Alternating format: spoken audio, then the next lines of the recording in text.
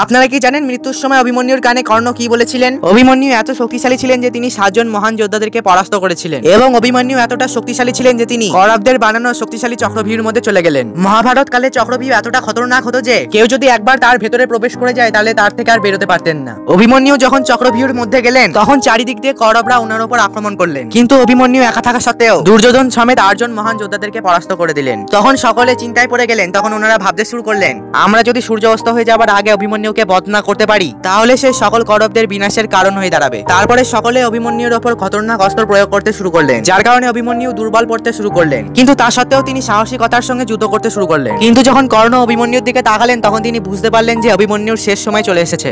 এই জন্য তখন কর্ণ অভিমন্যুর কাছে গিয়ে ওনার কানে বললেন, বিশ্বের সব থেকে শ্রেষ্ঠ যোদ্ধার পদ্ধতি না আমি পাবো না অর্জুন পাবে। ওই সম্মান তুমি আমাদের কাছ থেকে ছিনিয়ে নিয়েছো পুত্র। তোমার মতো যোদ্ধা না আগে ছিল না পরে হবে। আপনিও যদি ভগবান শ্রীকৃষ্ণের সত্যিকারের ভক্ত থাকেন তাহলে কমেন্টে জয় শ্রীকৃষ্ণ লিখতে ভুলবেন না।